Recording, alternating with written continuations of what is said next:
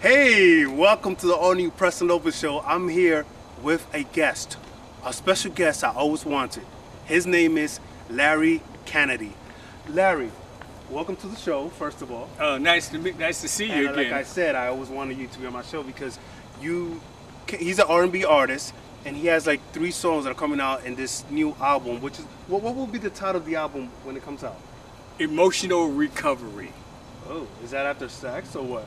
Well, it's after sex, it's after relationships. Sometimes when relationships don't go well, you go into the pits. But how do you come out the pits? Go to another girl, another girl, another girl.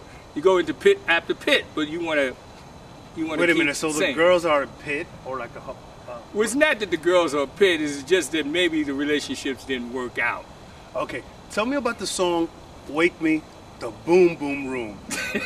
That's how I see it. As a matter of fact, bam, right here. Well, see, Wake Me, the Boom Boom Room song, the Boom Boom song. Tell me about that. The Boom Boom adds suspense and mystery to the words and the lyrics, because it's about not, couples not overstepping their boundaries and how to make a relationship work and continue to work without one of the other partners running away. It's about togetherness. And so let's talk about the other songs you have. Okay, so I don't know if they got it, but is it basically about sex?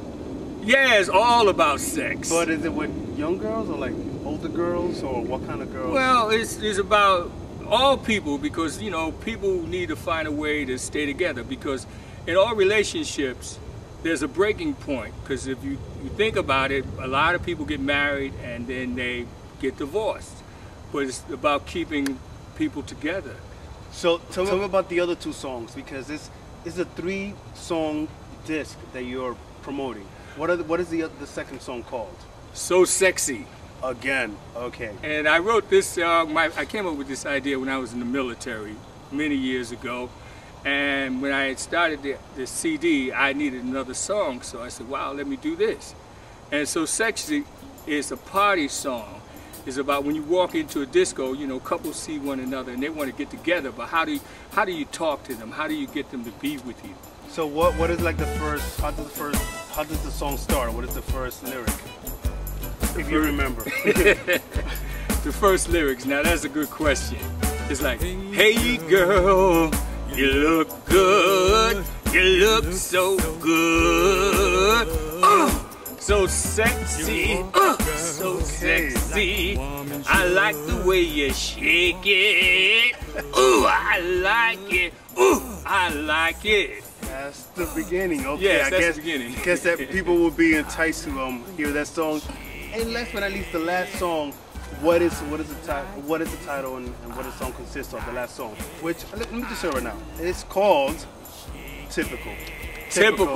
Typical.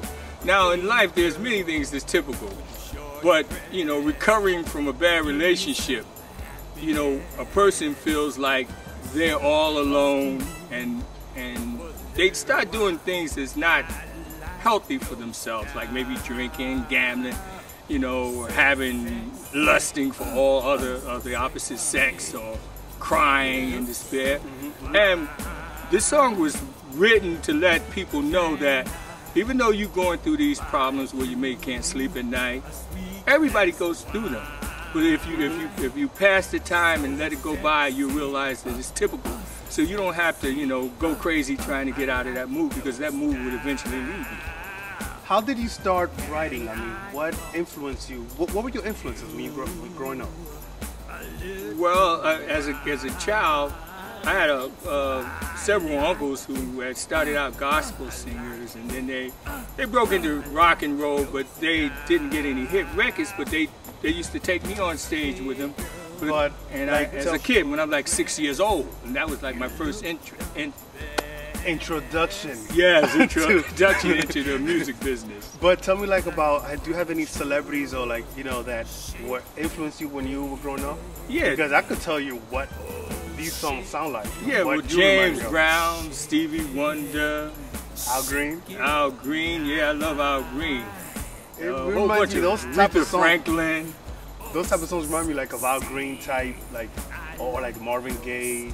Yeah, Marvin Gaye, well, a great artist. I can never get enough of listening to him. Speaking of not getting enough, let's talk about sex. Why are all your songs sexual? Have a sexual content to it? Because that's something. Does it go back to the military? It goes back before the military. Okay. You know, because I joined the military, I had a lot. Before I joined, I had a whole lot of girlfriends. You know, I didn't keep too many at one time, but when I was in the military, I was stuck in the barracks with a whole lot of guys, and I didn't like it. I wanted to see the girls, I wanted to party, so it was like, you know. So how did you relieve yourself, or how in the military? How did you? By writing songs, by boxing, by chasing women, because I joined the Navy. You were in the military. There was only guys in the military. How did you take out that sexual frustration? Well, I did a little boxing, and I sang a little bit with some of the fellas. And my main reason for joining, besides being a patriot, is to chase women all over the world. You are a manhole. You are a man. Yeah, but I've been using our our system. I wanted all different kinds of women. I hate to say that, but I did. But now I'm a little older and I'm trying to settle down, which is still a challenge.